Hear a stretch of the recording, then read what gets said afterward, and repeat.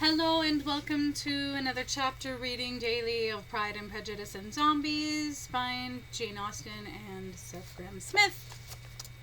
Chapter 36. If Elizabeth, when Mr. Darcy gave her the letter, did not expect it to contain a renewal of his offers, she had formed no expectation at all of its contents.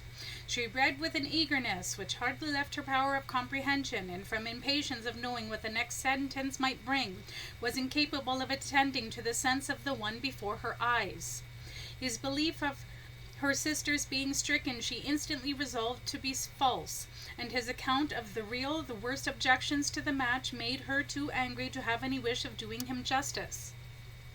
But when this subject was succeeded by his account of Mr. Wickham, when she read with somewhat clearer attention a relation of events which, if true, must overthrow every cherished opinion of his worth, and which bore so alarming an affinity to his own history of himself, her feelings were yet more acutely painful and more difficult of definition.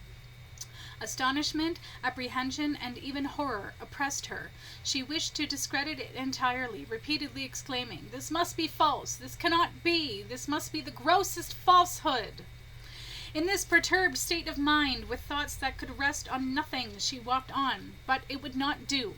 In half a minute the letter was unfolded again, and collecting herself as well as she could, she again began the mortifying perusal of all that related to Wickham, and commanded herself so far as to examine the meaning of every sentence. The account of his connection with the Pemberley family was exactly what she had related himself, and the kindness of the late Mr. Darcy, though she had not before known its extent, agreed equally well with his own words. But the thought of so punishing a deaf stable boy, and for such a trifling offence, it was almost impossible to believe a man of Wickham's accountants capable of such cruelty. It was impossible not to feel that there was gross duplicity on one side or the other, and for a few moments she flattered herself that her wishes did not err. But when they read and reread with the closest attention the particulars immediately following of Wickham's resigning all of the elder Darcy's hopes that he would continue his training, of his receiving in lieu so considerable a sum as £3,000, again she was forced to hesitate. She put down the letter, weighed every circumstance with what she meant to be impartiality, deliberated on the probability of each statement, but with little success. On both sides it was only assertion. Again she read on, but every line proved more clearly that the affair, which she had believed it impossible that any contrivance could so represent as to render Mr. Darcy's conduct in it less than infamous, was capable of a turn which must make him entirely blameless throughout the whole. Of Wickham's former way of life nothing had been known in Hertfordshire but what he had told himself. As to his real character, had information been in her power, she had never felt the wish of inquiring. His voice and manner had established him at once in the possession of every virtue. She tried to recollect some instance of goodness, some distinguished trait of integrity or benevolence that might rescue him from the attacks of Mr. Darcy, or at least, by the predominance of virtue, atone for what Mr. Darcy had described as the idleness and vice of many years continuous. But no such recollection befriended her. She perfectly remembered everything that had passed in conversation between Wickham and herself in their first evening at Mr. Phillip's. Many of his expressions were still fresh in her memory. She was now struck with the impropriety of such communications to a stranger, and wondered it had escaped her before. She saw the indelicacy of putting himself forward as he had done, and the inconsistency of his professions with his conduct. She remembered that he had boasted of having no fear of seeing Mr. Darcy, that Mr. Darcy might leave the country, but that he should stand his ground, yet he had avoided the Neverfield ball the very next week. She remembered also that, till the Neverfield family had quit the country, he had told his story to no one but herself, but that after their removal it had been everywhere discussed, that he had then no reserves, no scruples in sinking Mr. Darcy's character, though he had assured her that respect for the father would always prevent his exposing the son. How differently did everything now appear in which he was concerned!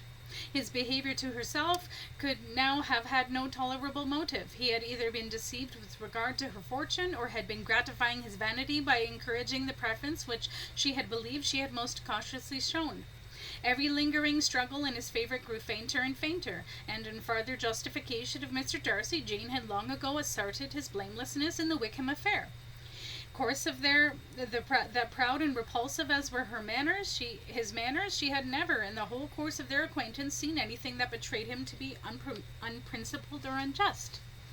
She grew absolutely ashamed of herself. Of neither Darcy nor Wickham could she think without feeling that she had been blind, partial, prejudiced, absurd.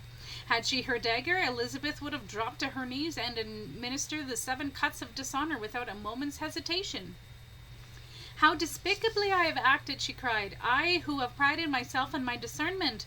I, who have valued myself on my mastery of mind and body.